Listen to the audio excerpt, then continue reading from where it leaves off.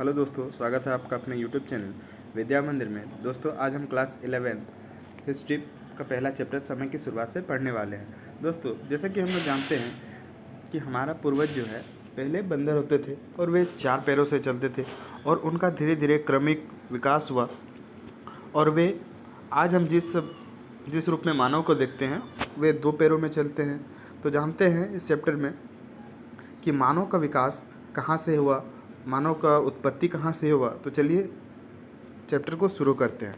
तो आज जैसे कि हम आधुनिक मानव देखते हैं, तो आधुनिक मानव जिस रूप में मानव को देखते हैं ऐसे लोग से लगभग 1,60,000 साल पहले पैदा हुए थे। तो दोस्तों, आज जो हम आधुनिक मानव देखते हैं ये आज से लगभग 1,60,000 पहले पैदा हुए थे। ये लोग शिकार करते थे, मांस खाते थे और कंदमूल खाते थे। और ये लोग जो हैं शिकार करके ही अपना पेट भरते थे और जंगलों से प्राप्त कंदमूल ही खाते थे और इन्हीं से अपना जीवन चलाते थे। धीरे धीरे इन्होंने पत्थर के औजार बनाना सीखा, आपस में बातचीत करना सीखा। तो धीरे धीरे इन्होंने पत्थर के औजार बनाने भी सीखे और इनसे जो है इन लोग की मांस को चीरने अथवा फाड़ने में बहुत ज़्यादा मदद मिलती थी पत्थर के औजारों से। आदि मानव के इतिहास की जानकारी के स्रोत, यानी कि जो आदि मानव जो है उनके इतिहास की जानकारी हमें कहाँ से मिलती है। तो इसका आंसर होगा जीवाश्म से, पत्थर के औजार से और गुफाओं से।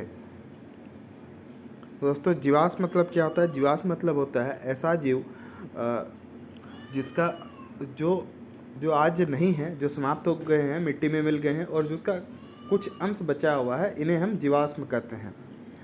तो मानव का विकास क्रमिक रूप से हुआ है, इसके साक्ष्य ऐसे जीवाश्मों से पता चलता है। हमें पता चलता है कि मानव का विकास जो है धीरे धीरे क्रमिक रूप से हुआ है। जैसे कि हम लोग पहले जानते हैं कि हमारे पूर्वज चिंपांजी थे, फिर बंदर हुए, फिर धीरे धीरे इंसान हुए। वैसे ही मानव का जो विकास है वो क्रमिक रूप से हुआ है, अचानक नहीं हुआ है। चार्ल्स डार्विन ने अपनी पुस्तक on the origin of species में लिखा कि मानव बहुत समय पहले जानवरों से क्रमिक रूप से विकसित होकर अपने वर्तमान रूप में आया है। दोस्तों, एक बहुत महान लेखक है चार्ल्स डार्विन, उन्होंने अपनी पुस्तक में लिखा है on the origin of species में कि मानव बहुत समय पहले जानवरों से क्रमिक रूप से विकसित होकर अपने वर्तमान रूप में आए। यानी कि पहले लोग जानवर थे, फिर धीरे धीरे विकसित होकर वे अपने मानव रूप में आए हैं। आधुनिक मानव के पूर्वज। अब आधुनिक मानव के पूर्वज कौन हैं हम लोग जानते हैं। पहले आया प्राइमेट, फिर आया होमिनॉइड, फिर आया होमिनिड। अब जानते दोस्तों प्राइमेट क्या है, होमिनॉइड क्या है और होमिनिड क्या है। चलिए देखते हैं। प्राइमेट एशिया और अफ्रीका में उद्भव, यानी कि इनका जन्म, प्राइमेट का जन्म एशिया और उद्भव में हुआ। और ये वानर, लंगूर और मानव शामिल थे। इनमें कौन कौन शामिल थे? वानर, लंगूर और मानव। शरीर पर बाल होते थे और बच्चा पैदा होने से पहले लंबे समय तक घर में रहते थे। जैसे कि कोई भी जानवर को जन्म जब वो लेते हैं तो वो लंबे समय तक घर में पलते हैं। माताएं बच्चों को दूध पिलाती थी। दांत भिन्न भिन्न किस्म के थे, जैसे कि बंदर, चिंपांजी के अलग अलग भिन्न भिन्न किस्म के दांत होते हैं, उसी तरह प्राइमेट श्रेणी से ही एक उपसमूह उत्पन्न हुआ है जो होमिनॉइड कहलाते हैं। और प्राइमेट से ही और एक श्रेणी उत्पन्न हुई है जिसे हम क्या कहते हैं? होमिनॉइड कहते हैं। अब जानते हैं होमिनॉइड किसे कहते हैं। इसमें वानर शामिल थे। इनका मस्तिष्क होमिनिडो से छोटा होता था, होमिनिडो। और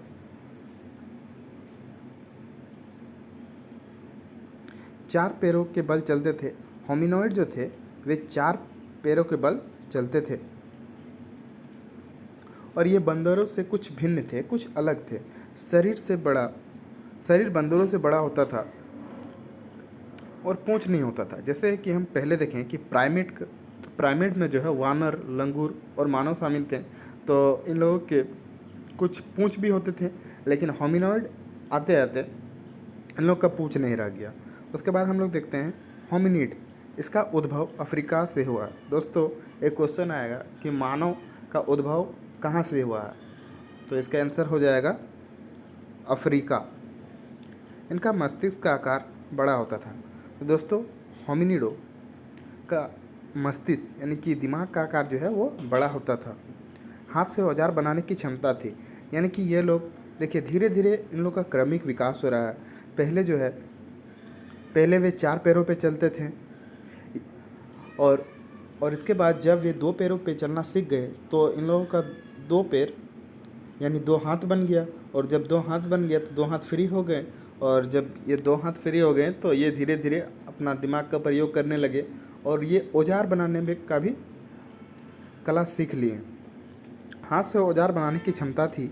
होमिनिडो को आगे कई शाखाओं में बांटा गया था, जिसे जीन्स या वंश कहा जाता है। और 2 वंश के बारे में हम लोग नेक्स्ट वीडियो में पढ़ेंगे। एक पहला है ऑस्ट्रोलोपिथिकस और दूसरा है होमोसेपियंस।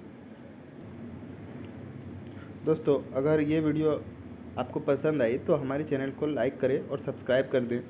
दोस्तों, यह मेरा अभी न्यू मैं वीडियो बना रहा हूँ, इसलिए अगर कुछ गलती हो जाए तो मुझे माफ़ करिएगा।